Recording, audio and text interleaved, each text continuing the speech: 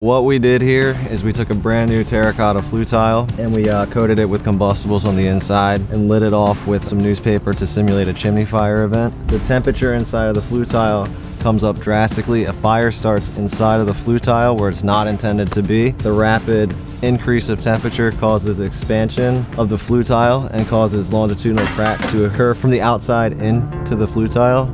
And once the tile is cracked, it is completely compromised. We put a business card in here to simulate the fact that the crack itself, once the tile contracts back into itself, we won't even be able to pull the business card out, and therefore the crack being so small is not something that you'd be able to see with the naked eye. Once a chimney fire event has occurred, basically you need to have what's called a level 2 inspection done to the system, and the system should not be used until it's been inspected and corrective action is taken to repair the system if need be.